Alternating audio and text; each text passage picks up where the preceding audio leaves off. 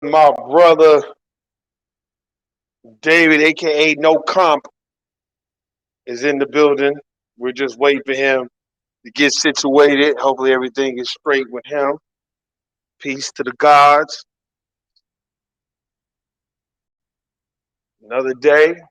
We're gonna talk about we're gonna talk about a lot of stuff today, man. Just wait for my brother to, get situated and get going, and we're gonna talk about a lot of stuff. But we definitely gonna talk about this FBA culture. Just give us a couple seconds so we can get going. Shout out to everybody. Everybody needs to right now. Everybody needs to go check out my boy David from No Compromise Podcast. Follow him on Instagram.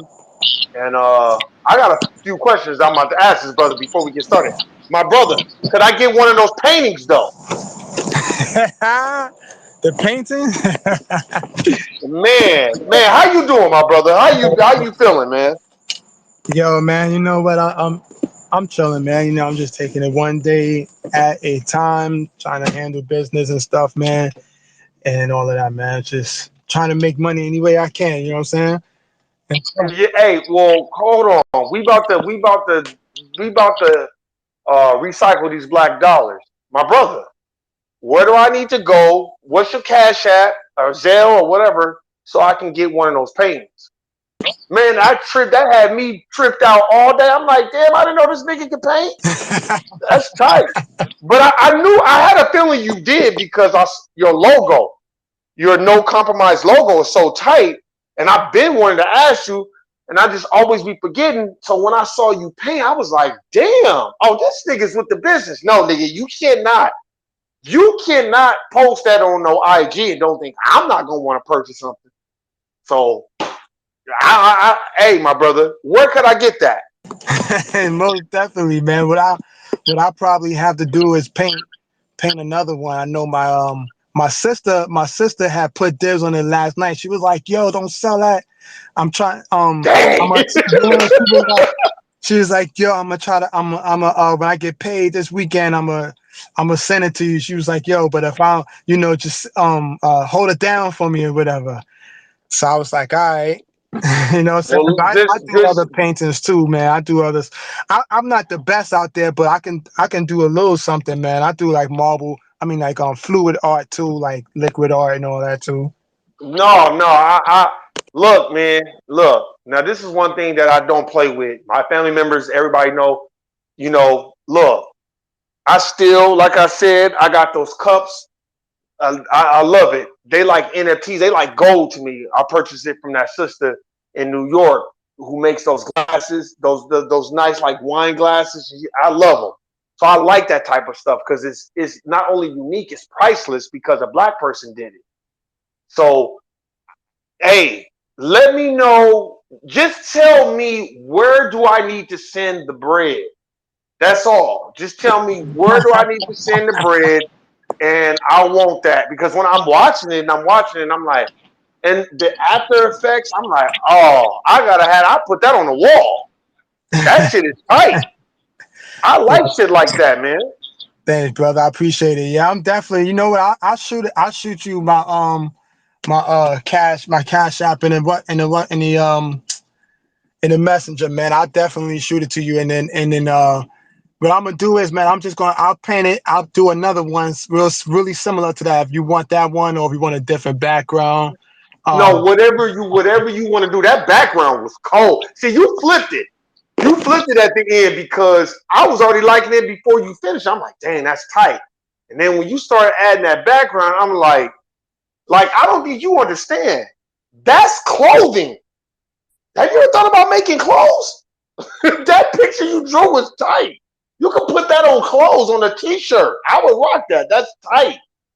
yeah, I'm just saying, I man. think about making clothing. I think about making clothing all the time, man. All the time. That's like one of the next steps that I want to do with my basketball joint organization. I want to make some clothing, man. One thing I learned from Nipsey Hussle, that I really appreciated. He never had any knowledge. One thing I learned from Nipsey Hussle, he said that, yo, whenever you uh come to the table, with your business, always come with something new. You know, always Mm. like stay creative and bring something Yep. different to the table every time you present yourself, so that people see that that you really put a lot into your brand, and people will put a lot into your brand. You Yep. know, so Well, you already know. It's some other stuff I'm gonna holler about you too, especially with your nonprofit. I really want to holler at you about that because you know what I'm saying. You got a person right here, but man, that art you gotta come on, man. I ain't gonna rush you, but when you once you give me that cash shot, you'll see. You'll see. You're gonna be like, oh, okay, Warren G wasn't playing. No, nigga, I'm not playing because that you just give me the price. Tell me what the price is. Don't worry about. Don't lowball yourself. Tell me the price because that's a work of art and we don't see that. You're basically you help with my topic today. You're basically showing us foundational Black American culture. We're special people, bro. And watching you do that shit, man, that had me fucked up all day. I was like, man, I gotta get that. Like that's what I need, man. I want that in my house, and I want the clothing because I've always longed and desired to wear clothing that's made by us. And you know, hey man, I'm tired of spending money on Nautica and Polo and Hilfiger and Givenchy and Balenciaga and all these people that don't even care about black folk. So that's why, you know, I was very in tune with what you did, and I was proud because I'm like, see, that's what we need to take it back to that. That's the essence of just the culture, being creative. You know what I'm saying? Because I didn't even know you did that. And when you did, I was like, man, that's tight. You know what I'm yeah, saying? So yeah. Once I seen the comment, I know you said that you was interested. I was like, I know he's serious. I was like, oh, but I you just know, yeah, I don't play. Yeah, yeah, you know, yeah, I I don't know play. that. Yeah, I know that because yeah, I'm like he's serious. I'm like he's serious because I like the people that I knew that was that had their businesses, and I'm like yeah, they was telling me like yo, that dude Warren, yo, he hit me up ASAP, like he was like on it, and I'm like yeah, he's serious, like he'll do it. So I was like yo, you know what, I'm gonna have to get another one, and I'm gonna make another one. I was like I'm gonna have to do that, you know what Take I'm your saying? time. Look, now, look, I'm gonna tell you this right now. Now, don't be surprised when you blow up. Now, don't be surprised. Remember this. You said, "Hey, man, I'm just trying to make some bread anywhere I can." Now, I'm a firm believer of magnetism, the law of magnetism, and don't be surprised when you blow up. When people are like, "Hey, man, I want that," or "Hey," especially when you transition it into like clothes, because we love fashion. I don't like fashion now. I don't like Balenciaga and all that, and all these European brands. Because if you go over there to Italy, they don't even wear that shit. but we're you know what I'm saying? So it's like to see somebody bring back the pure essence of art form and creativity, it just inspired me. It inspired me a lot. So and when I get inspired, I want to support. So as soon as you send me that cash app, it's home. You'll see.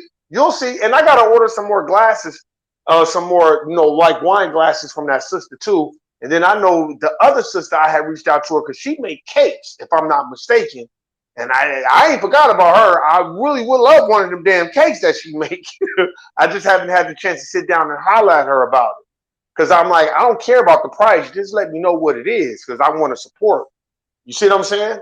So it's like I'm ready. So with that being said, man, I can get right into it.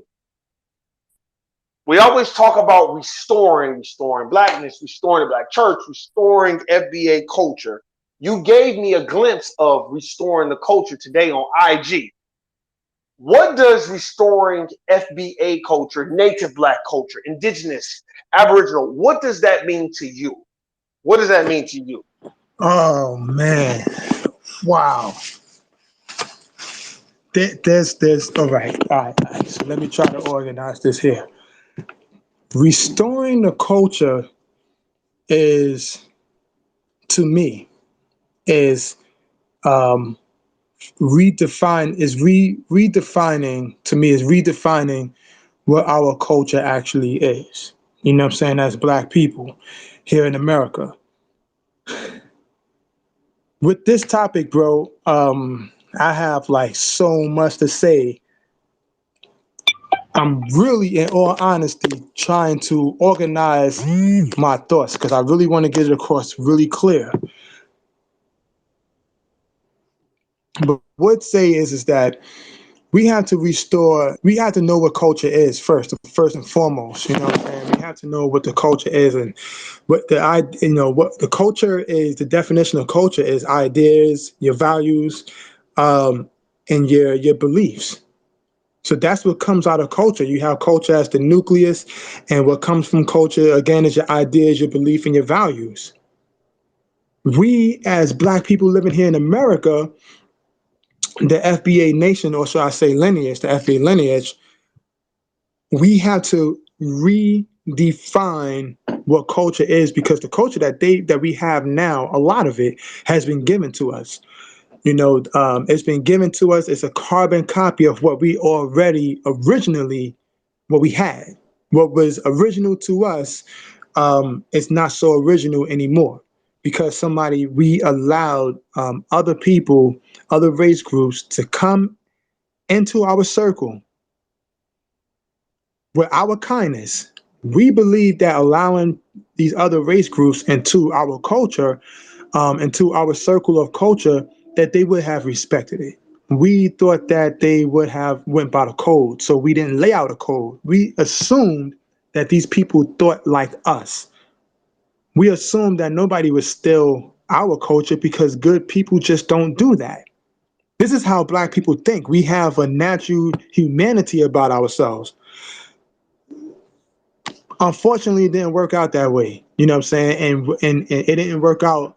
It's been numerous times. I mean, if you can go far back in history, you can go not so far back in history. So we can go thousands of years back in history and see it didn't work out. We can go 100 years back in history. We can go 10 years back in history and see in all three amount of time, the time periods, it never worked as far as us as Black people allowing other cultures, other race groups to come into our group and participate in what we're doing. And now they're running away with the world. They're literally trying to run away. They're trying to, I would say, finish up their completion of making Black people here a permanent underclass in America. Of course, all over the world, but just specifically talking about in America, they're trying to, the race groups are working together. And they're definitely trying to steal the culture that we actually invented. Like again, we have a culture of violence, against each other. But that violence wasn't Black on Black given. You know what I'm saying? That violence was actually white on Black violence. And we copied that. We replicated those methods of violence, those methods of discipline. You understand what I'm saying? So uh, uh, that type of pattern of culture, we we still emulate. They haven't taken that part pretty much, like not heavy, hard body. So I think we got to redefine our ideas on life, our ideas and how we view certain situations. We got to redefine our beliefs, what we believe and how we believe, how we should go about it. And we also got to redefine our values and put stipulations on it, man. So that's what I'm saying, like all in a nutshell, basically restoring the culture, uh, uh, black, foundational Black American culture would be, we have to redefine what our culture is and put stipulations on it. Okay. All right. All right. Yeah, yeah. You. I agree with what you said. That's a fact. Now let me ask you a question. I'm asking you a question. It's gonna throw you for a loop. How do you think other racial groups view our culture? How do you think they view FBA culture? I want to get your perspective on what you think other racial groups view our culture as being a foundational Black American or Native Black or whatever. But how do you think they view our culture? Oh, our culture is gold to them. It's platinum. It's a treasure. It's what they would consider a booty, basically.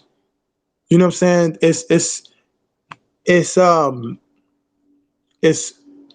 it has great value. Our culture, the culture that we actually created. When you talk about, for example, we can talk about hip hop. Hip hop is a culture that we created. Black people created. Right now, black people, we can have the argument amongst each other. We can say, well, hip hop was created here in America. It was created here in the Bronx. But then you got our elders who would say, well, hip hop actually goes back to how our ancestors was telling stories and how they made them rhyme and everything. So that can go back to ancient Kemet or Egypt, or it can go back to Africa. We can argue amongst each other, but the biggest point is it came from blacks, right? But just the true gift of how it's being used now came from America, came from blacks living here in America, the way in the art form, the way that they use it now. Other groups can't do that. When we start having that discussion, they're not included. So they want to feel included. Not only that, they see that it helps them evaluate themselves.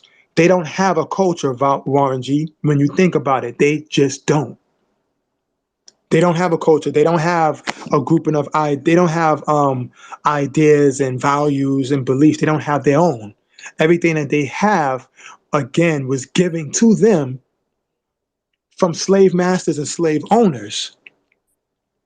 What we had to create, and we usually created our culture from nothing. I'll give you another example. So when you take a look at hip hop, Fat Joe says that he has some. I forgot the guys that he named, but he said it was some guys that was Spanish, that was Puerto Rican, whatever, and Busta Rhymes said it was some Caribbeans that played a big part in breakdancing. Um, but Fat Joe's to be specific, he talked about how there were Spanish guys who was breakdancing and all of that stuff during the time, so how they played a part in forming hip hop. That's a lie. As me and you spoke about this earlier, the whole martial arts that comes from black people. That was created by black people. Okay, 52 blocks. They're located in all four regions of America, right? Some call it jailhouse rock. Some call it 52 block, right? Some call it Alto 52. But when you take a look at that fighting style, you can see a lot of boogie in it. You know what I'm saying, Warren G? You can see the boogie with them, the way that they move their shoulders. Everything has a meaning to it. The way that they move their shoulders, the way that they block hits, the way they move their elbows and the foot movement. That joint emulates breakdancing and boogieing almost to the T. Then they said, well, you know what? Guys were spinning on their heads. This is Fat Joe talking. It's like, come on, man, are you serious? There's black people who were in the late in the 1800s and even before that, but there were black people that were already spinning on their heads and turning their body side to side on the floor, jumping over each other and everything, doing 360 spins and 720 spins on the floor on their backs. This was during the Harlem Renaissance. There was no Puerto Ricans in America innovating or creating anything during the Harlem Renaissance.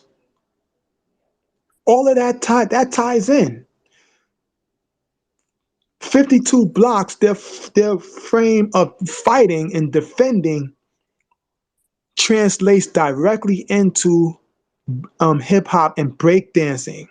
The way that they express themselves, and to be in all honesty, if you listen to different race groups, they'll tell you that it came from different areas, but they won't give the credit directly to the positivity. You know what I'm saying? The creativity. They won't give us credit for using our creativity. They'll tell you it originated from jail because that's what they want to, but it never originated from jail. I'm just using that example because it ties directly into hip hop. It never came out of jail. You understand? The whole martial arts comes from Kemet. We all know we got historical DNA within our bodies, within our bloodstreams, but it came from ancient Kemet. It came there, it's here. You have people in Angola that was using capoeira. You know what they was doing with capoeira? They was basically using a certain fighting style that emulates breakdancing. We at this point we're not even in America yet. Now when we over here in America, you got guys who don't know anything about Africa. They don't have any memory or nothing about it. But they come out and create it. They said this one guy went into a jail cell and at night, this was in the 1800s during the Jim Crow. I would say no, before Jim Crow. This black guy was in the prison and they sent two white guards to go in there and beat him down overnight. The guy was not supposed to make it out. The guy still made it out overnight. So they sent inmates to go in there to, pretty much put him to rest. He still made it out. So they tried to wonder what's going on. What's his fighting style? Yo, it was 52 blocks. It was that fighting style. You even had someone like Jack Johnson. Jack Johnson used a certain form of 52 blocks, even though he didn't call it that at the time. The elements were already there. He used that same fighting style, that unorthodox type of fighting style. You understand now? Jack Johnson loved himself. He couldn't get himself keep himself away from white women, but nevertheless, his fighting style emulated that a little bit. We took it to a whole nother level. When we take it to a whole nother level, we say this is 52 blocks and everything is a block. There's a name for every single block. Right? And there's a name for every punch, every block, every elbow hit, everything. There's a name for everything. And we trace that here to the blacks living here in America from slavery time. And now we have it. It intertwines. You put that along with music. If you tell a dude, yo, man, just shadow box for me. 52 blocks. You tell a dude that a grandmaster, you tell a sensei or a master from the 52 block federation and you say, yo, just shadow box for me and then put music on, you would think this dude is breakdancing, in all honesty. So what is Fat Joe talking about that Puerto Ricans came up with the breakdancing or they was doing this? Come on, man, there was not a Puerto Rican here in the 1940s building anything. So we haven't put stipulations on it though. And now you have these Asians coming along, talking about that they created martial arts and they created karate, and it goes back to India and it goes back to China when it doesn't. The whole term karate, when you look at karate, ka, you break it down, ka is the spirit. That's a Kemetic word. That's ancient Kemetic word. Ka means a spirit. Ra is the sun god, the god of the sun. And T or Te means you. So in essence, when you say karate, you're saying the sun god or the God within you, the spirit of God within you. That's what you're basically saying. It couldn't have come from these Asians or these Indians because there was no Asians or Indians around in the 3000s BC. Nobody heard of one. They weren't there yet. The name wasn't even there yet. The people who populated Asia and India were blacks. You know what I'm saying? So again, but because when we left the land and they overpopulated the land, they rewrote their history, their culture, and said, we created this. And this is what we're seeing happening when we fast forward now from what I was talking about to now. when you fast forward from the martial arts then and how we created it and continued that line all the way here in America, they're doing the same thing with hip hop. They're trying to make us a permanent underclass. After they make us the permanent underclass, their plan is to take away the thing that is valuable to us. We hold a lot of things valuable to us as Black people living here in America. Our inventions, our contributions. We hold these things valuable to ourselves. At least the people who are aware of it. They are trying to make us a permanent underclass. This is the Asians, the Latinos, and the whites working together to make us the permanent underclass so they can rewrite our history and say that Puerto Ricans, Latinos, they came up with hip hop. And I'm really frustrated about it. I don't like it, and it's making me mad. And what I see right now, what's going to happen, you're going to have a racial war break out. It can be socially, it probably be physically. Families are going to be split apart because they're not going to know which side to choose. Friendships are going to be broken. Relationships just going to be destroyed because you're going to have to choose in between. Are you going to ride with the blacks or are you going to ride with your fellow Latino who could possibly trace his ancestry back to being black? That's just what it is. They're using these brown people as a way to get rid of our culture altogether. They know right now we don't have our reparations. So right now, Black people, are the poorest people in the world. You know what I'm saying? So, but we spend the most in the world. So how is that? It's because what do we hold value? We hold valuable our materials because we've been denied so much for so long. We've been oppressed so much for so long, and we've been suppressed so much for so long. The little slight hint of a material will make us happy. It will make us satisfied. So we do anything to get it, including spending our rent check, our rent money on some pair of J's. We'll do that. We'll go to like what Jim Jones did. When he went to, I forgot which Eurocentric store he went to. I think it was Gucci. But when he went to that Eurocentric store and he's trying to tape himself talking about that they're not treating us right. They didn't even serve us. They didn't even acknowledge us. And I've been in here for about an hour. But why are you still in there for an hour? See, what you should have been doing, we should have been online looking through some Black businesses and buying clothes from them and buying some glasses, some shades from them. He's from Harlem. I know how it is in New York. Everybody making something in Harlem. Everybody's hustling. So you telling me you couldn't go buy one of your brothers, your fellow Black brothers, crib or something. You couldn't go and buy some white tees or whatever from him. And you couldn't, as a matter of fact, you can create your own. You got the money, you Jim Jones, right? So create your own. But you go to a European store because you want to feel value.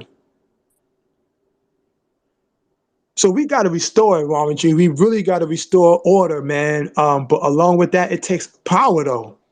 And right now, Black people as a whole, we just don't have the power to do that because we don't have the power economically to really put these people, to really hurt these people. We could, if we got on board and we really decided to boycott some people, we can really hurt them. If we really to boycott these bodegas who don't want to, forget the bacon, egg, and ham sandwich or whatever. Forget going to these stores, man. Forget going to these Mexican supermarkets and all of that, man. If we begin to start doing that, they're really gonna show us respect. These people will value us as much as we value ourselves. We really have to look at ourselves not just as king and queens. Because king and queens, it was a small minority of kings and queens. Everybody wasn't a king and queen. But there was more scientists, inventors, and engineers, and artists, mathematicians, scientists, if I mentioned that again. Um, there was more of those folks floating around as Black people than there were just kings and queens. You know what I'm saying? Or just chiefs or of the tribe or the clans or over here, you know what I'm saying? It's just We have more than that. And I really wish that as black people, yeah, let's think like a king or a queen, but let's behave like a scientist. Let's behave like an engineer, creator. Let's use what we got inside of us. Our strength is the creation. It's God the creator. Let's use that God that's in us to recreate. Do you know what I'm saying? So listen, man. I'm sorry if I'm going on, but it's just a lot that is just frustrated me. Really, really frustrated me on, man, this whole week, because I'm tired of hearing this, man. I honestly am tired of hearing this Puerto Ricans talking about or Latinos talking about they had an involvement on hip hop. Like, you ain't have an involvement on hip hop. Stop it. But this is what happens in the big way, Warren G. I do say this. This is what black people get. I hope that we learn our lesson. We got to stop allowing anybody to be a part of our circle. We got to start literally rejecting folks so that we can keep and stay on par with our nation. I ain't saying mistreat them. I'm saying reject their businesses, reject their whole notion of playing a big part within our culture, because they ain't playing no part, Warren G. No part in our culture. I'm talking about Latinos now. They ain't play no part in our culture with the exception of helping the oppression continue for black people, because they sided up. When it all came down to it, we invited them in, treat them like guests, and now we end up being the underclass. How are we the host, but we end up being the visitors? We Thank host you, my hip brother. hop, and now we're the visitors in hip hop. Would you say that we the visitors in hip hop? No, I said, we are the host of hip hop. Okay. We hosted hip hop. We created it. I'm saying that how are we the host of hip hop, but now we end up allowing ourselves to be the visitors by allowing ignorant dudes like Busta Rhymes, Fat Joe, and there's other dudes that think that too, by allowing them to say, well, you know what, the Caribbeans play a part and all that. No, they didn't. And this is why I really hope that as black people living here in America, we really decide to dig deep. Yo, I'm all for learning your history in Africa, learning your history in South America and in Asia, your wherever black people were. I'm all down for that. But we already here in America, right? We gotta know our history here first. Let's start here and trace it all the way back. I'm not saying just start at slavery. I'm saying you can start as close to hip hop. You can start as close to 52 blocks, as close to these. You know what I'm saying? We can start as close to these things and trace it all the way back. And if if go back as far as you want to go, but we can trace it backwards. We don't always just got to go starting from the pyramids and then come down this way now. We can go all the way back. We can start from any. You know what I'm saying? That's what I'm saying. So we should be mastering our own creations, and we don't. We turned it over. We allow these Jews, these Asians, which can be Chinese, Japanese, Koreans, or Indians, we allow them to control our TV stations and all of that. Timberland and Swiss Beats, they sold Triller. You know what I'm saying? When we kept and held on to that, it's like with all those versus battles, that's going right back into the black community. But we sold it. See what I'm saying? Like, and when you sell it, now these people become the host. They are now they can say that they can, 30 years down the line, they can erase what you've done, destroy your reputation, and then say that they created it. And this is what this is what they're going to do. It's a whole peep game. I'll say this lastly, right? It's a whole peep game because they did it. They did it with Elijah Muhammad. They did it with Marcus Garvey. They did it with Malcolm X. They did it with Martin Luther King and Fred Hampton. They did it with Sister Soldier Ella Baker and Mary Lou Hamer. Peep the game. They're even trying to do this with Dr. Francis Cress Welsing. They want to destroy you. They want to destroy your career by spreading these false narratives and these false rumors. knowing that you're not around to defend yourself anymore. I'm talking about that individual. So, for example, on the Roland Martin show, around the time in which Nick Cannon was banned or from his show, remember he was banned from talking about, he was using examples from the ISIS papers. Okay, people on the Roland Martin show was saying that that type of work is questionable. It's not credible. I've heard this come out their own mouth, that it's not credible. You see? So you got all those Democrat blacks now thinking that our Queen Mother, Dr. Welsing, work is not credible. Look what they did with, same thing they did with Marcus Garvey, all the rest of our black leaders. They want to destroy their career knowing that that individual is not around anymore to defend themselves. You only have the elders or young men such as me and yourself who will put a defense to it. But you really think Roland Martin is going to allow me or you to be on that show to defend her? You think they're going to allow Dr. Umar Johnson or Tariq Nasheed or Tony Browder to be on that show to defend her? No way. Because they'll change the minds of the people. We'll change the minds of the people. You yourself, Warren G, would change the minds of the people. So they're not going to allow that. You know what I'm saying? But this is what they want to do. Come along 4 decades later, and they're going to say that people, white people feel inferior because they have a melanin deficiency. They're going to start saying that, and they're going to say a white person invented that, came along with it. This is what they're going to do. And they're doing the same thing with hip hop. They're trying to get rid of us again. So, you know, just socially, physically, all of the above and all 9 activities. They're trying to make us underclass, like what Dr. Claude Anderson said. He predicted this would happen in 2007 so that they can take over and say that they created it. This is what they do. They did the same thing with sports. They're going to do the same thing with hip hop. They've done the same thing with like opera, entertainment and stuff like that. When the people are no longer around to claim what they created, they are going to put people in place to claim it. This is what Europeans do. It's the same go around, and they're doing it now. Fat Joe understands. I'm not going to say he don't, because he do understand. He does understand, and I think Fat Joe has always a racial bias in his heart towards black people. I think he honestly did. He's proud to say that he's Puerto Ricans, Puerto Rico's Puerto Rico. And then when you look in his videos, he got number Puerto Ricans, Puerto Ricans. But then when he want those naked dancers in his videos, he put them black girls out there. And then when he wants to take upon a culture, he takes up not upon a culture of a black person at the time. He wants to call himself the Don Dada.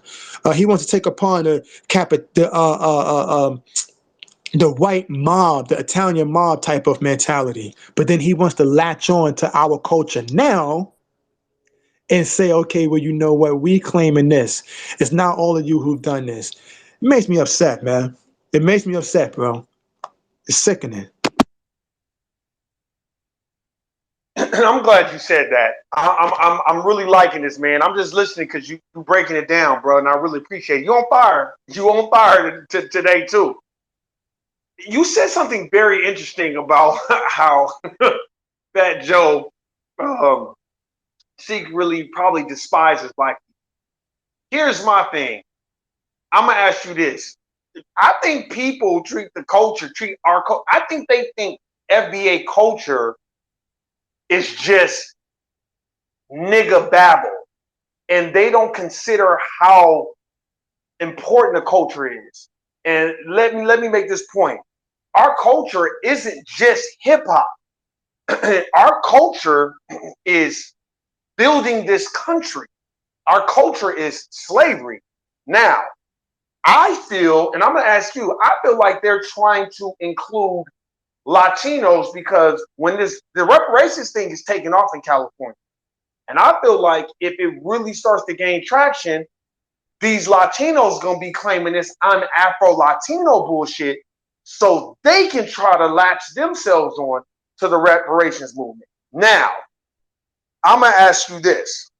With that being said, my brother, why is it everybody is doing this running of the mouth and talking, but why can't we find any documented history, as Malcolm X talked about Puerto Ricans and about all these other people? Why we can't find no documented history of the things that they contributed to this country as far as hip hop, one, and two, then why didn't the Puerto Ricans and Latinos create hip hop in Puerto Rico or in Jamaica? That's my question, my brother. That's because they lack the experience. They don't understand that being black in America is an experience. That's what it all comes down to. When you put Benjamin Banneker in the room by himself, and this Russian dude who got upset with these Europeans because they didn't want to make DC the way that he wanted it to be made, he packed up his plan, his map, and all that and left. Benjamin Banneker didn't write anything at all. This man, Benjamin Banneker, remembered the whole map and he added on to that. So essentially, he created something from nothing. This Russian dude didn't have the obelisk in the middle of Washington, D.C. That was Benjamin Banneker. And Benjamin Banneker never been to Africa. So how would he know about obelisks? That's because it was already stored in his DNA. This is what we do. When we came here and when you have blacks who came here from other parts of the world, some came as slaves here. Everybody was enslaved. But then you had some blacks who was enslaved already here because blacks had been here for about going back to 10,000 BC. We had already, blacks had all, I'm talking about jet black people had already been here.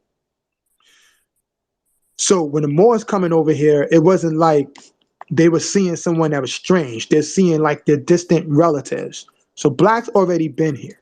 Okay. When you see something like that, blacks being brought here as slaves, we were brought here as different tribes and from different nations, different clans. And then even here in the blacks here in America, they still had their tribes and clans that were already here.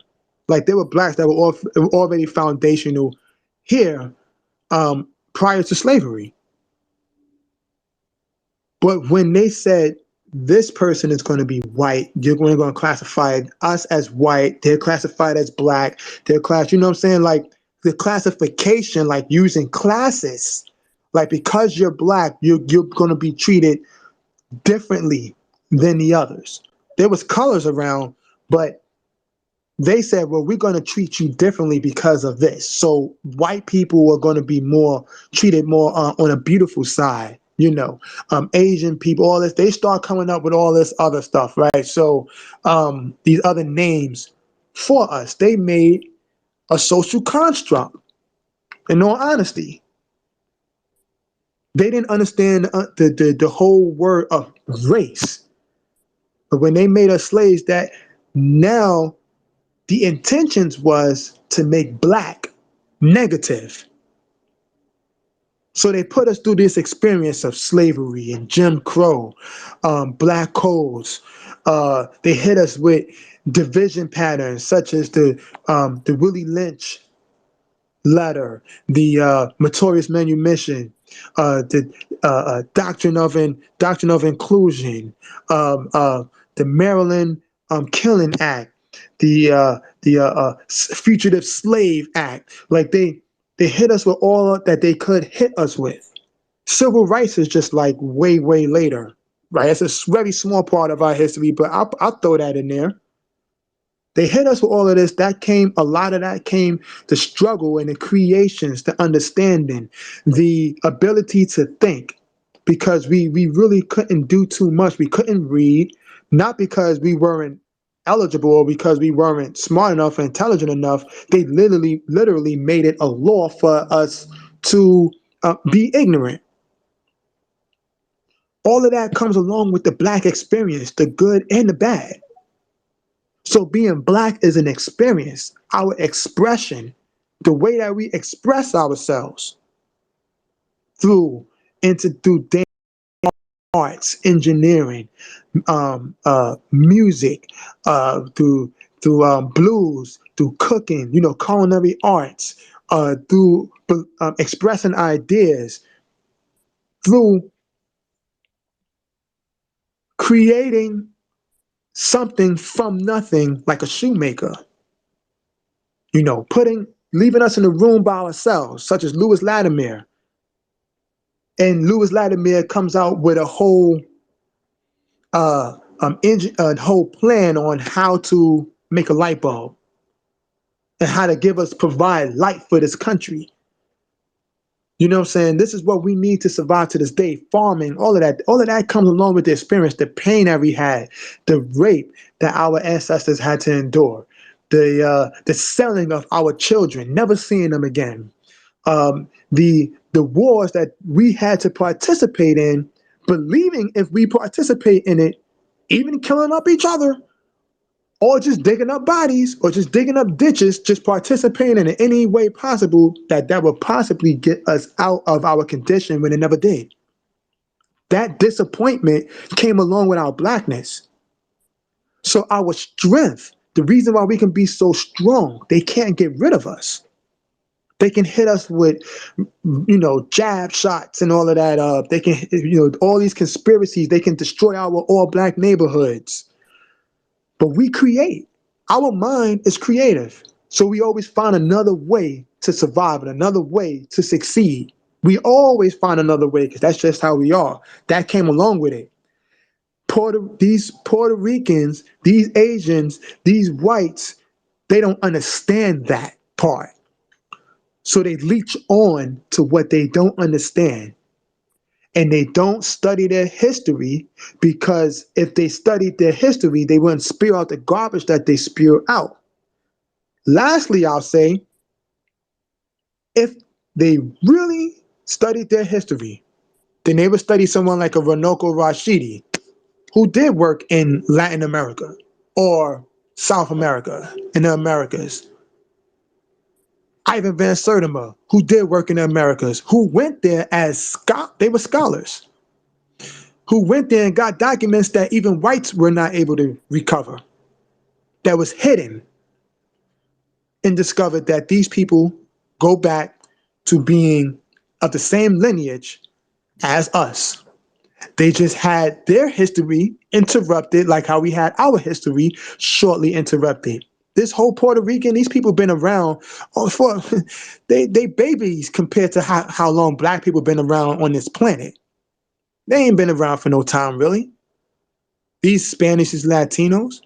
You know what I'm saying? So they're trying to latch on to something. But then again, when you study and you go back on their history, it tracks right back to ours. They don't like that. So they just want to move forward. They don't want to talk about history. If you talk to a Latino and you talk to them about books, you discuss any type of book that deals with hardcore research. They don't want to discuss it, and they want to tell you that was back then. Why do we got to go back there? They don't want to, they want no parts of it, because they know their lineage is tied up into ours, and they've only been on this planet for about 100 years.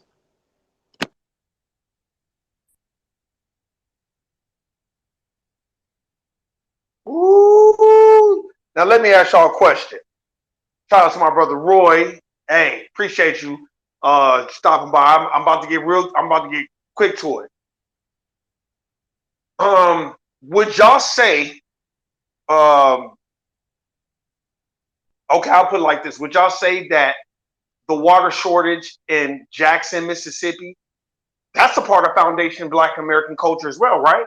Because don't y'all notice that always tends to happen in cities like that, or in Flint, Michigan, where there's a high population of foundational Black Americans? So would y'all classify Jackson, Mississippi, the water shortage, as a part of FBA culture or Native Black culture? Roy, go ahead, man. Take that one. And then no comp after him. Greetings to you, brothers. Blessings to the room. First of all, brother, you ain't gonna do me like that. I want to get that last question, brother. No comment. I'm gonna answer the question you just asked, but I want to get on. I want to get that question too. And basically, as far as rap goes, I've been loving Twitter. They've been hitting them with all kind of facts from the 1930s, the 1940s, the 1950s of what we've done as a people as far as music. And what our people should understand, this is not nothing new. They've done it all the time.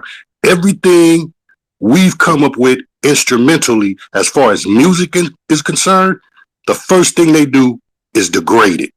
They put it down. Oh, that's nigger music. Oh, that's monkey music. Every form, from not just hip hop. If you go back, even with it wasn't nothing wrong with the Temptations, the Delphonics. That was real good music. They still degraded it.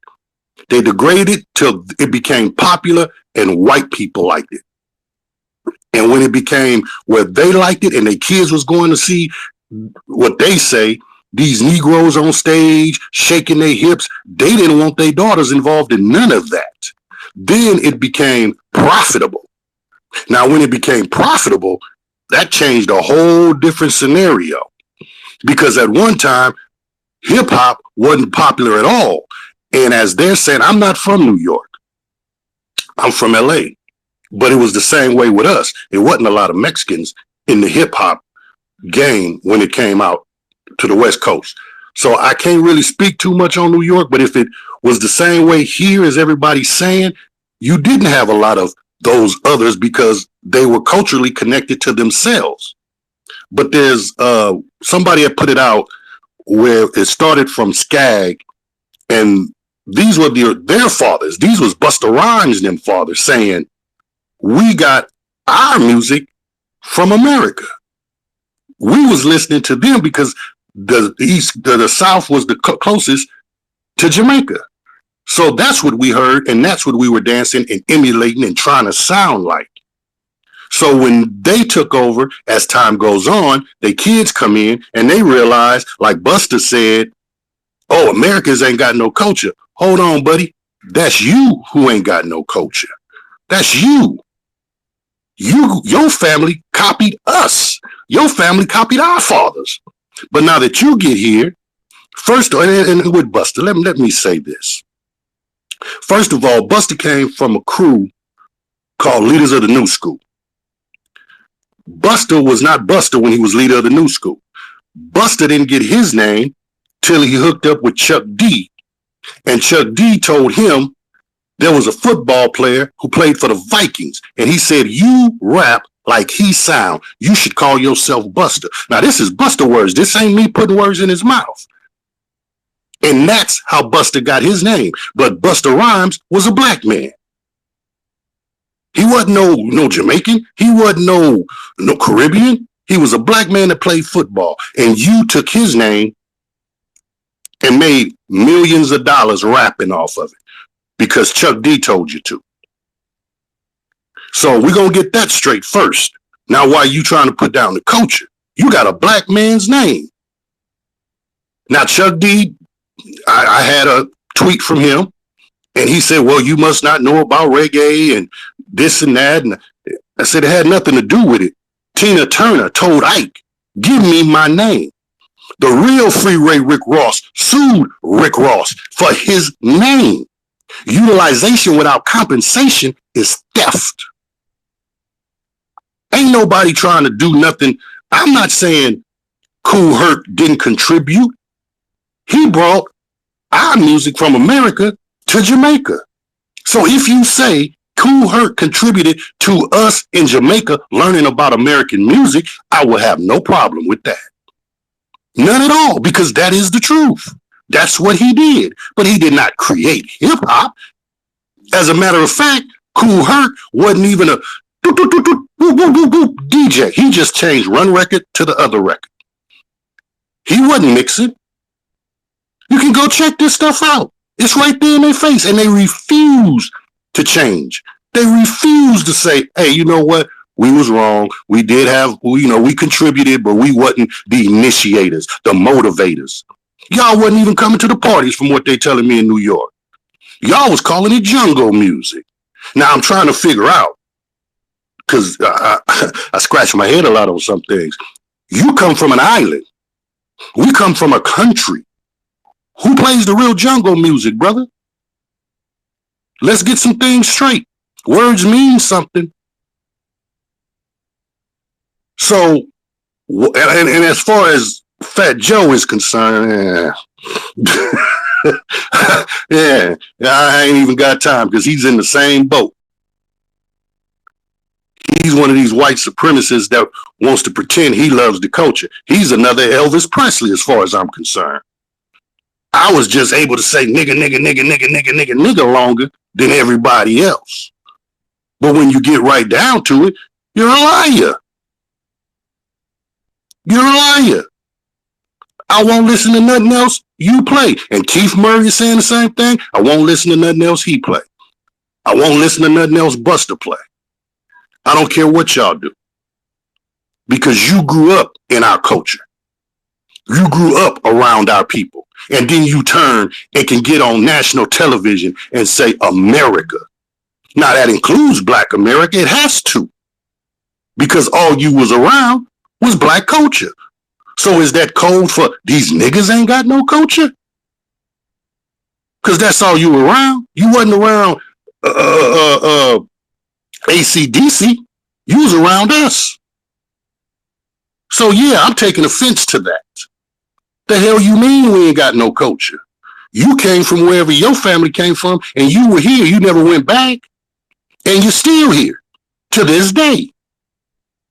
Now, I had some more to say, but Brother Compromise was long-winded. I'm like, man, I ain't even got my pen to jot stuff down to keep up with him. But as far as Mississippi, and blessings to those brothers and sisters over there, prayers go out to them. It is Black culture, but the difference is you got what's called white flight. And that's what happened in Mississippi. When white people leave, they take everything, resources and all. And when you don't have no type of income to fix it and the government ain't going to help you fix it, this is what happens. It's the same thing that happened with Louisiana. It's the same thing that's happening with Detroit and their water. It's all the same. They refuse to fix it because they don't want to fix it. Because now that the people are there, and the majority of them are foundational Black Americans, they say, we ain't gonna fix a damn thing. You know what we gonna do? We're gonna let it crash down. And then when it crashed down, you're gonna have these big greedy ass developers come in and buy the land up for pennies on the dollar. That's the game. It's called the 50-year loop. Every 50 years, white folks try to inject themselves into Black culture and turn it white. Every 50 years. If you go back and look, it's the same thing. They're doing it in Egypt right now. If you go and look, they're talking about, since we opened up these tombs, all the paintings have started to deteriorate, so we're going to have to go in there and restore them. But what they're doing is they're painting the people white. And we know they were Black. But if we send our grandkids and great-grandkids and even our kids now to go over there to study Europe, and we're saying, the Egyptians were Black, and they go look at the wall and say, no, they white. This is what they do. That's the best culture they got. Thieving, stealing, murdering, killing. That's their culture. They're a warring class. That's what they are, and that's all they're ever going to be. They're parasitic. And unfortunately, they're parasitic off of us. I'll rest my plane, brother. Woo. Hey, no comp. Do you think, same question to you, do you think Jackson, Mississippi's water crisis is another facet of foundational Black American culture? Do you think that's a part? Because everybody wants to participate in the music part, but they want to kick back the slavery and us being called nigga and redlining and all. They don't want, them Puerto Ricans don't want no part of that, because if they did, then they would include us in ownership of those bodegas in New York. They would include us in all their little business ventures that they have out there. So is the Jackson, Mississippi thing, like our brother Roy just answered, is that a part of foundational Black American culture? To be honest, I haven't. This is my first time hearing about it. Oh, basically, look, I ain't even gotta go into. I'll just say we're just watching a repeat of Michigan, except they're just gonna run out of water. Like if they don't fix the water plant, because there was a flood in the water plant, and like our brother Roy said, and I'm a firm believer of this. When people try to give the dominant society excuses, I don't buy them. The dominant society, as Neely Fuller Jr. teaches us, they can wake up and change racism and white supremacy tomorrow. They just choose not to. So in Jackson, Mississippi, basically they're having a water crisis where the water plant was backed up and flooded. Now they can't pump fresh water, which means our foundational Black Americans in Jackson, Mississippi are not going to have water. Real one running water that, ain't going to damn near kill them. It's just like Flint, Michigan. And my question to you is like what it was to Roy. Is that a part of foundational Black American culture? All right, so let me try to understand the question. You're saying is the whole with the shortage of water being provided to the Black folks there, is that a part of our culture? Yeah, meaning like this. If you notice, like Roy said, I'm gonna paraphrase, but he basically look at the shit that happened in Flint. The majority of people in Flint, they know it's foundational Black Americans. They know that. So now we bring us to Jackson, Mississippi, where it ain't nothing but foundational Black Americans in Jackson, Mississippi. And now all of a sudden, they're about to have the same type of crisis. And I think the mayor, I don't know if he's FBA or not, he did an interview basically like, oh, we're going to work together with the state government. But my question is this. I feel like when it has to do with our communities, we always get the short end of the stick. I see it as a foundational Black American culture. That's a part of our culture, us struggling, us going through it, just like Roy brought up when the levees broke in New Orleans. That was foundational Black American culture too. They know the majority of the people in New Orleans is Black and they foundational, but they didn't care about those levees breaking. That's why they didn't go to rescue and save people for days. So with this thing going on in Jackson, Mississippi, do you think from your perspective that's a part of foundational Black American culture? So then we're talking about the struggle, right? Yes, sir. Yeah. See, the struggle comes along with the Black culture. That's our one way to liberation. You know what I'm saying? But we must struggle. Even Kwame Ture said that. Like, we must go through the struggle. We've gotten through every crisis, though. When you take a look at it, every crisis that we've had, and some things were deliberate and others weren't. But we've gotten through every crisis here in America. I think once we get through the crises, how will we build after that? What will we do after? What would be the next steps? So I tell you, like, for example, you have one crisis during the Great Depression. All right, so they say, oh, the Fed affected blacks and whites all at the same time. Yeah, okay. Black people, but as far as Black people, we struggled a little. Our struggle was a little harder because we already had nothing to deal with. So not being able to have the proper food and not being able to farm properly and all of that, we already went through years of that. However, the way that we got out of it is to form a collective. And because we already knew the land, we use that experience, the struggle, to make ourselves stronger. And in all essence, we kind of created a different culture, I would say, in revolving around unity in that small period of time. You know what I'm saying? So yes, I would definitely say yes. The struggle is definitely a part of our culture. Like, it's what we have to do. We have to get through it. But this situation, that's happening in Jackson, Mississippi, like I said, it's my first time hearing about this. This situation. I also think that this has to be one of those situations where we have to have our brothers and sisters from different parts of the country to cater to our brothers and sisters there as well. We got to show some sign of unity, you know what I'm saying, when it comes down to that. So yes, definitely. All right, all right. Appreciate that.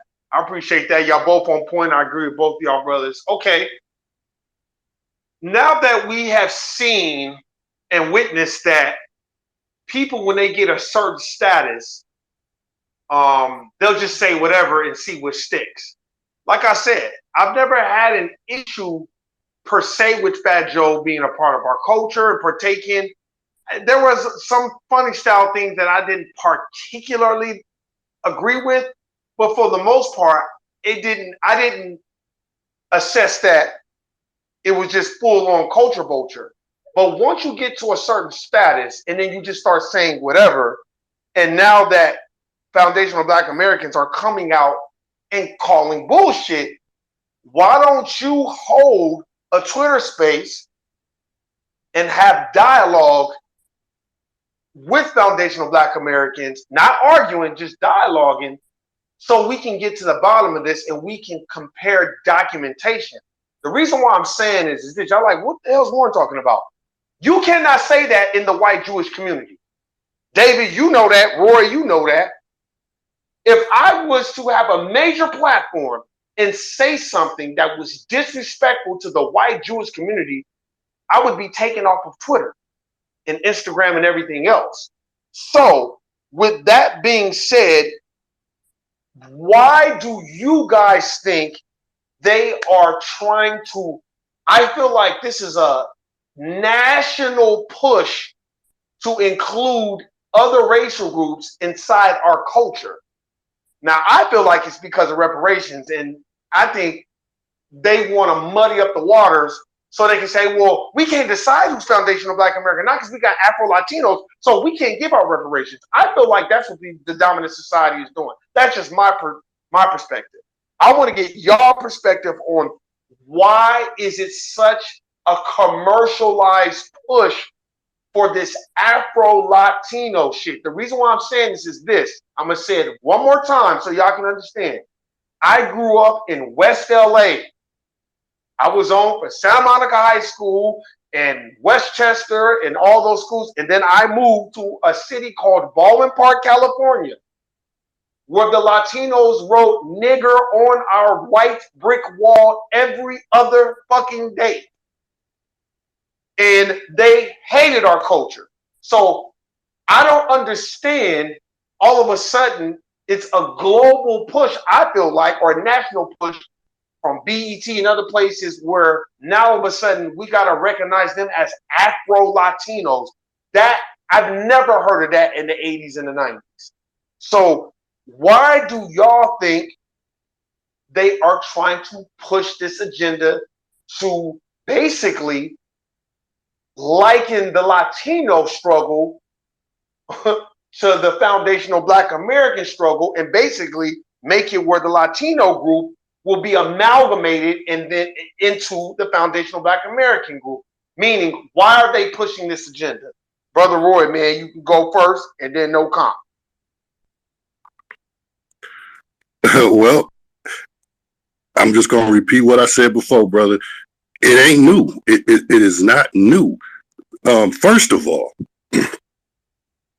if you don't control the companies that put out your image, you don't control your image.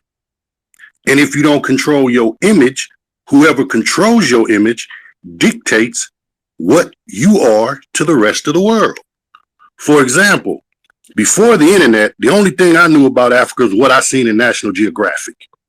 And in National Geographic, all you saw was half-naked black women with all kind of funny stuff on their face and their lips with this cup thing in it. That's all I knew about Africa. I didn't know nothing about an African. That's why a lot of times when they're on here saying, you called us African booty scratchers. I'm like, well, first of all, wasn't a lot of Africans where I lived. Now in New York, it might have been different. But I do know when we bag, we call it bagging, snapping, shooting a dozen. We didn't call people monkey because we understood what that meant. Now we might have ragged on your clothes, ragged on your food, rag on facial features. And even if we did call you an African booty scratcher, that ain't nothing personal. That's a kid's game. So they're running around being hurt from something that happened when they were kids. I'm like, did you go to work and ever hear somebody call you an African booty scratcher? I've never heard it. But if it happened, okay. What are you going to do about it? But you still were in your culture. We had to make our culture from scratch, from the ground up. We made this. When you came to America, you still had your language. You still had the food you ate. You still had your ways and byways that you used, that your family used, because you came to school, learned English, did everything you had to do. But when you went home, you were Haitian, Mexican, Jamaican. That's what you had. That's why when you go across the country, most of the time, a black American can tell another black American once they start talking, oh yeah, you from here. You ain't from somewhere else. You from right here. I might not be able to tell by looking at you, but once you open your mouth, okay, I can tell. As far as, again, for the hip hop, when hip hop first started out in California, there wasn't very many Hispanics involved in it, and there wasn't very many white people involved in it. And like you said, FBA, you came from the West Side. If one of those white boys started acting, which they did, and dressing like they were black, what's the first word they call them? Wiggers, which was short for white nigger. So as far as I'm seeing, it was a very small, minute amount of people who were just ahead of the curve that said from other cultures, white, Haitian, Puerto Rican, whatever, who said, hey, you know what? I kind of like that music. Let me go over there and boogie to it. But their culture, the major part of their culture was like, what you doing over there with them? So that means it was always this divide that we either just didn't notice, didn't care to notice. We were doing our own thing. We ain't bothering you. You playing whatever you playing, you do that.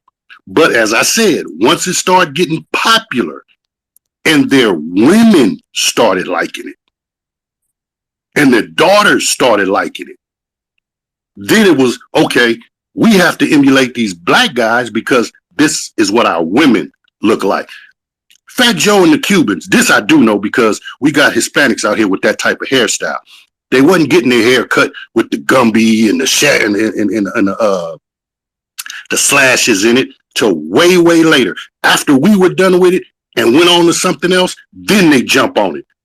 Then it's all, oh yeah, I'm fresh. They wasn't saying fresh and all that, but they gonna argue the point. Yeah, we was right there in the mix. No, you wasn't. I'll believe my foundational people before I believe you, because if it was like anything like the Hispanics, it was the same damn way.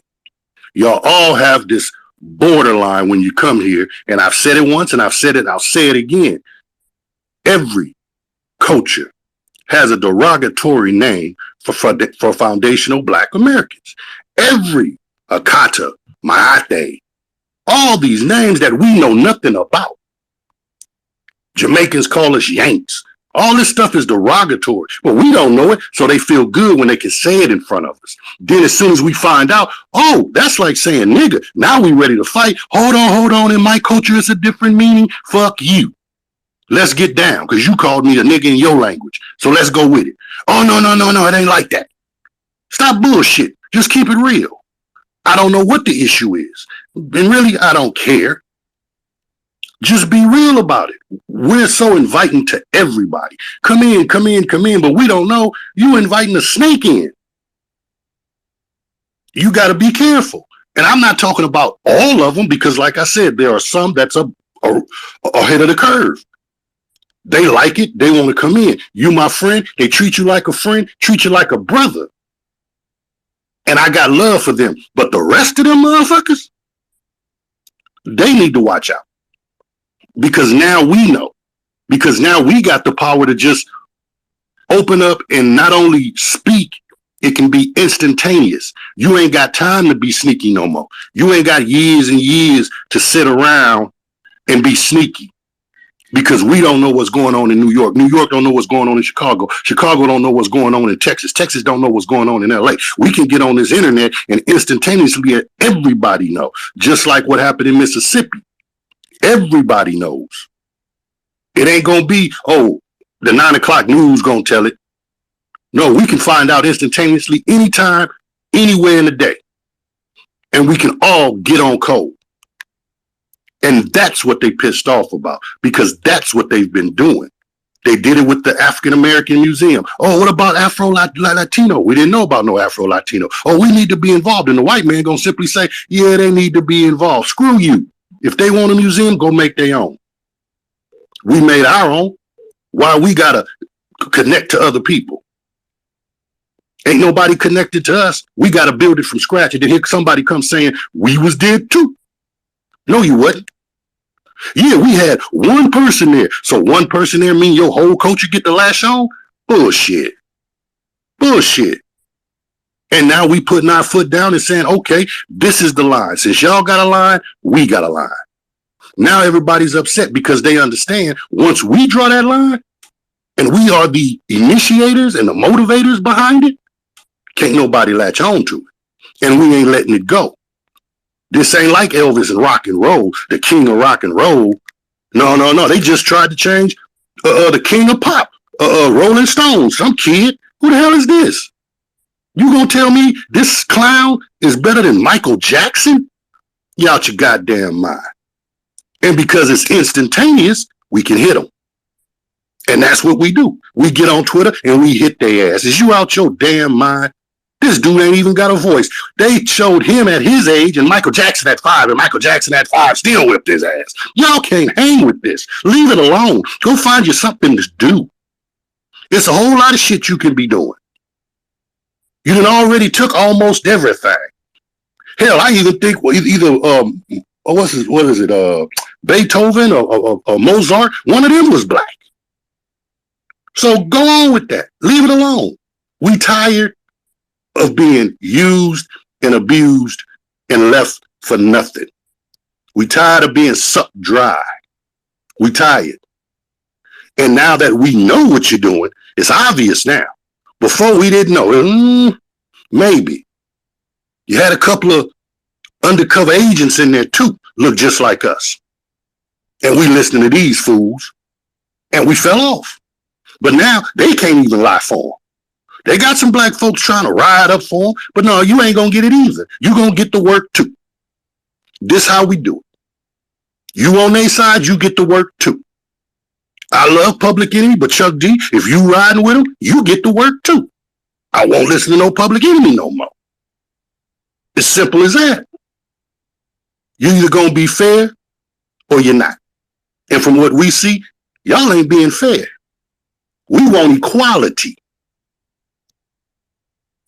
So if you can't give it to us, we'll take it. And just like the brother said, Malcolm X already told him about the Puerto Ricans, and this was in the 1940s or 50s, and the guy was saying the same thing. We should, because we were oppressed. No. You were not oppressed in this country like we were oppressed. We are the foundation of Black America's in America. As a matter of fact, if you really want to go there, we were here before all y'all ever stepped foot. From Christopher Columbus to everybody else. And if you really want to go there, Christopher Columbus wasn't looking for gold and silver. He was looking for something called the promised land and the promised people. Now, let's not go too deep because y'all ain't ready for what's coming. We know now. All of us might not know, and we all might not be on the same page, but we're getting there. And when we get there, y'all going to have some problems to deal with. And I'll rest my plane, brother. Man, no comp. Same thing. Same question. Why do you think they pushing this agenda to basically not even liken their struggle to us, but make it where they're trying to make us one big ethnic group, where it's blacks and then Afro-Latinos and we like all one? Why do you think they doing that? I think it goes back to what Dr. Claude Anderson said in 2007.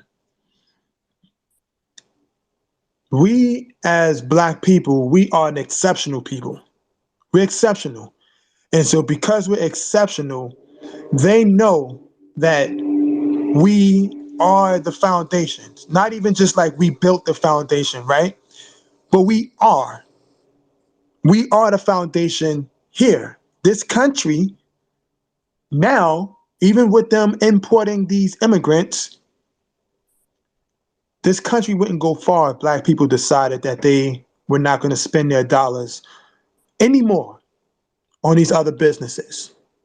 They're not going to put their money into these other corporations. They're not going to invest into these white corporations or these Asian corporations. They're not going to do that, right? They're not going to. They wouldn't survive. This country would not survive. This country leeches off of everybody else. So we are the backbone of this country. Economically, we are the backbone. They know that we have ancestors. What it all comes down to is economics.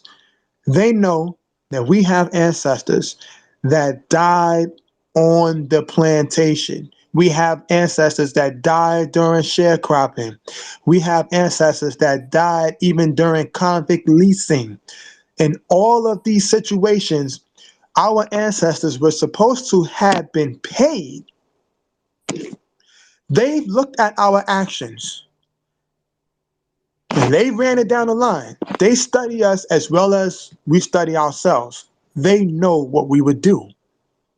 They understand. I'm talking about the whites, not even the Asians, not even the Latinos.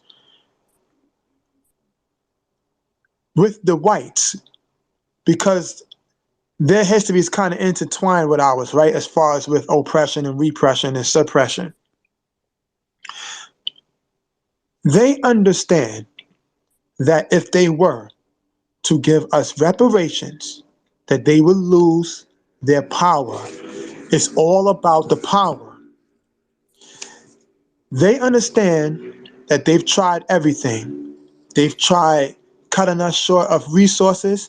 They've tried cutting us short of materials. They cannot get rid of us.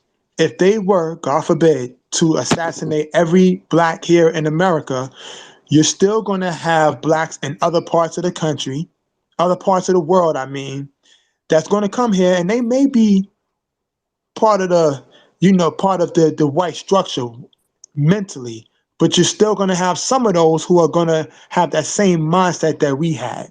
You can't destroy DNA. So you're going to have a group of people who's going to start over, trying to do the same thing all over. This is not the first time they tried to repopulate us. They tried to repopulate us before, or I would say depopulate us. I'm sorry. They tried to depopulate us before by replacing us with these so-called Native Americans. It didn't work. Now that they understand, when you leave black people alone and they have their money, they're going to use their money for their benefit.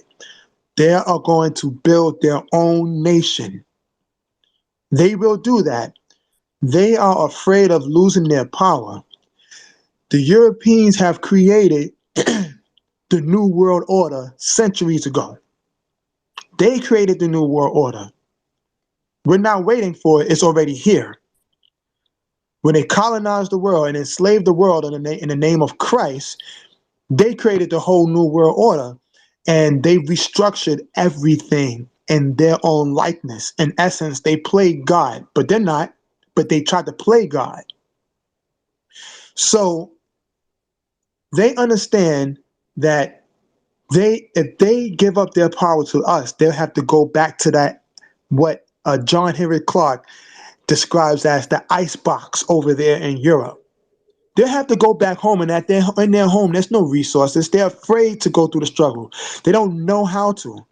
Um, these whites have done everything that they're doing to us. They've done on themselves first. They've practiced on themselves first. They've enslaved their children first. They've enslaved their women and mistreated their women first. They really lynched their own people first before they did it to us.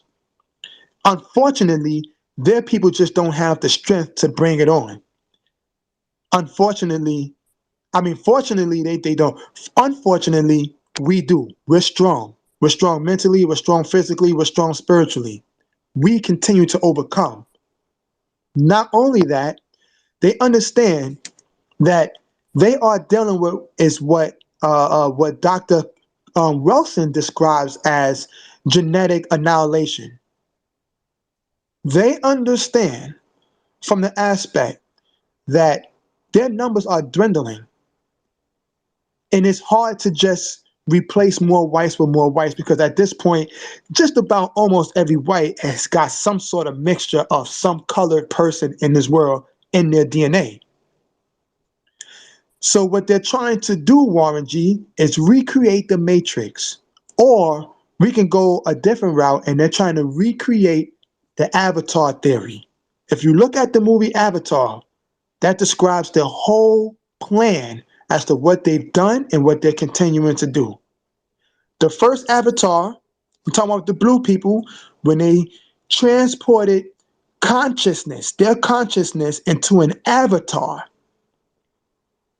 This is what they're trying to do with the Latinos. They've already done it with the Asians. This is what they're trying to do with the Latinos. They're trying to transfer their consciousness because their DNA is dwindling. Their DNA is regressive. You see? So this is what they're continuing to do, and they understand this from a scientific point. They understand this from a metaphysical point as well. They know more than what we think in which they know. The problem is these Latinos and these Asians don't. They're smart, they're intelligent, but they don't have any idea in what direction the European is coming from. They think, the Asians think that they're going to take over the world next. But they don't understand that they are in the same boat as the Europeans were centuries ago. They're running from their own land.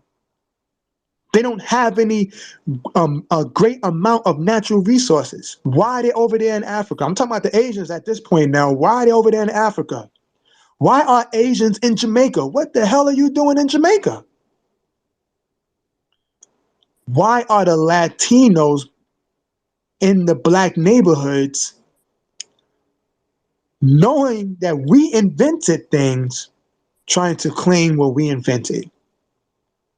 They are following the same pattern in which their masters have persuaded them to follow. Again, when you look at the Avatar movie, it's all about transferring consciousness into one being, from one being to the other. And this is what they're doing. They have a hard time doing that with black people. They want to be us, but they can't be us. Dr. Francis Cress Wilson said, this is one of the reasons why after they lynched, mutilated us, they ate our flesh, because they believed that they can beat us if they eat us. This is not far-fetched. This is not a conspiracy.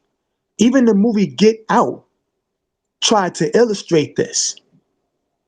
The white man is telling us his plan, what they're trying to do. Look at Black Panther, this new Black Panther that's coming out.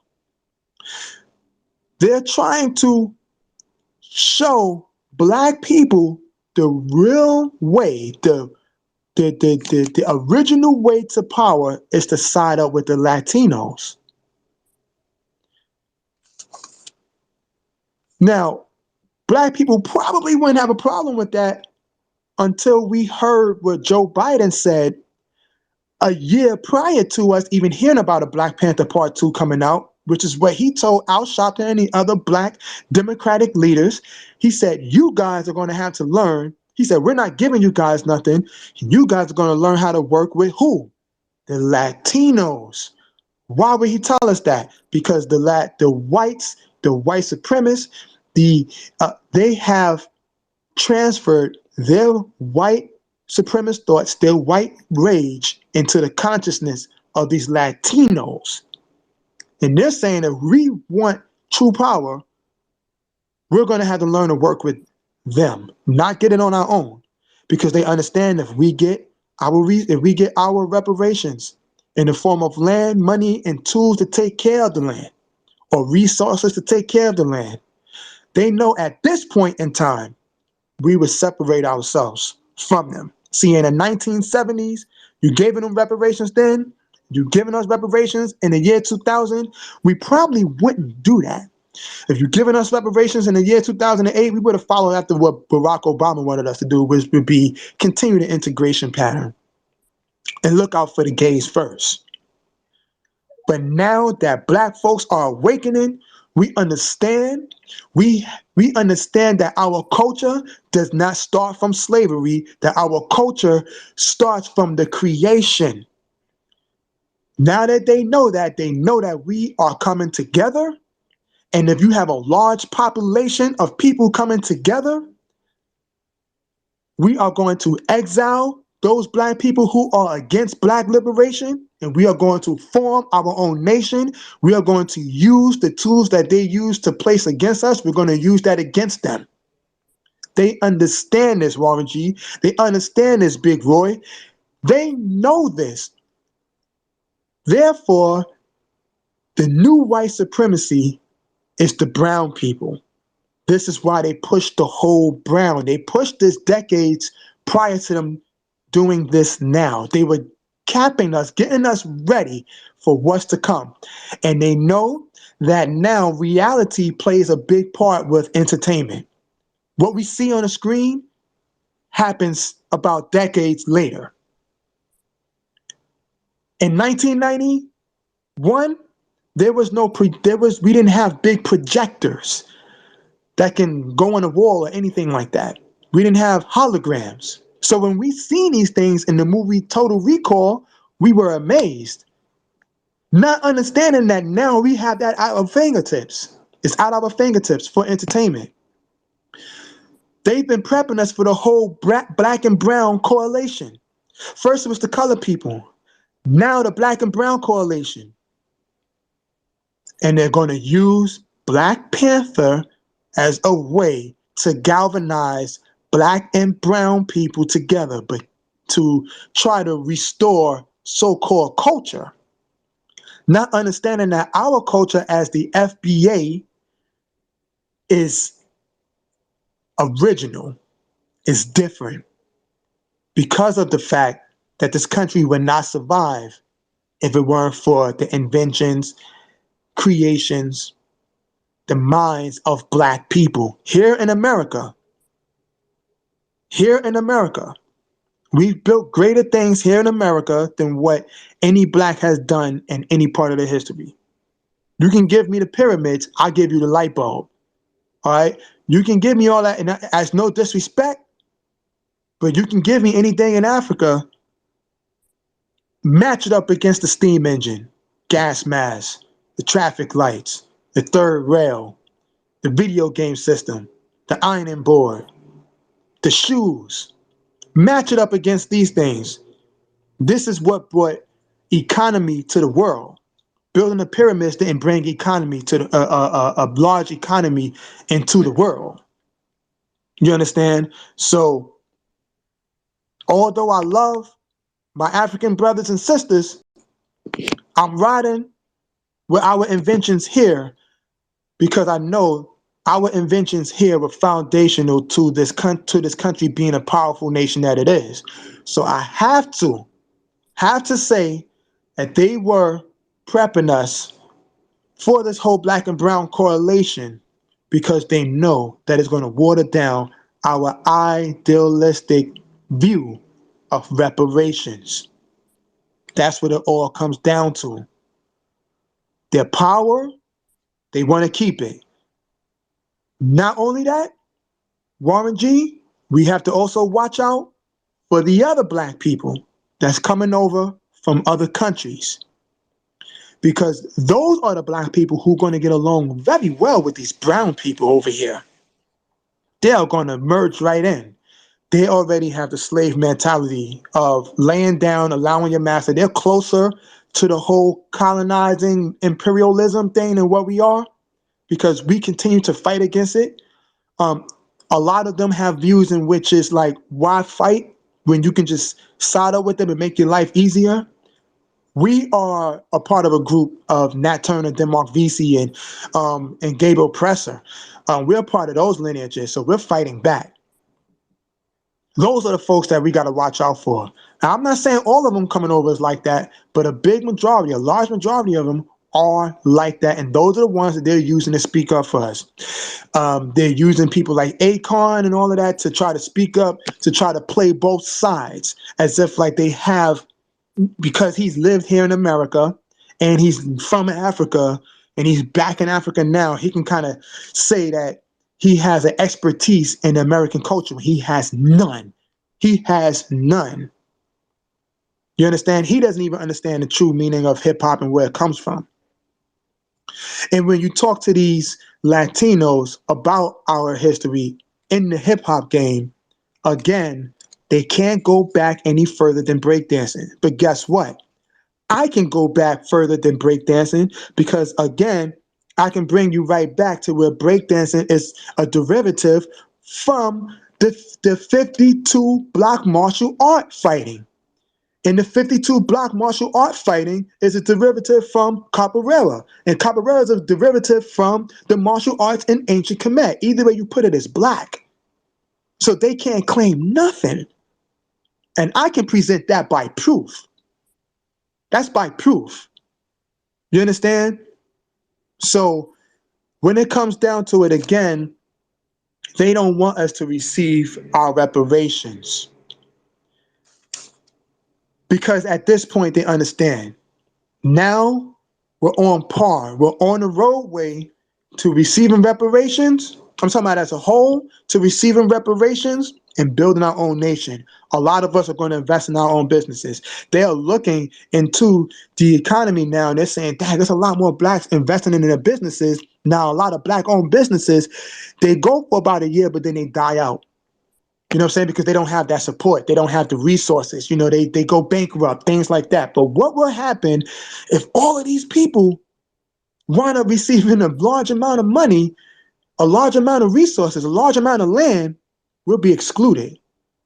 We'll be excluded from their dollar. The Latinos will be excluded from their culture, which is what? Their ideas, values, and beliefs. We need something to hang on to because we don't have anything in Puerto Rico, Dominican Republic, in Mexico. What we have is engulfed into their history. You see what I'm saying? That's what it all comes down to. So I would wish that black people now would start becoming more revolutionary versus reactionary. You know what I'm saying? Revolutionary and not reactionary. Simply because these people don't want to be a part of our struggle. So let's not let's not be a people that's consistently reacting to their actions. Let's just go with what we have, innovate, create, and resurrect our black culture and push forward. It's all about the reparations. They will deny us that, but at the same time, we can continue to fight for it and we'll land it. We'll get it. Like you said, Warren, it's happening in LA right now. It's happening. Once it happens in one place, it's got to trickle down. Now, lastly, I would say we can easily spot out who is a part of our lineage or not. We just say, yo, you know what? Let's see where you come at. Where do you lie at in the 1870s census?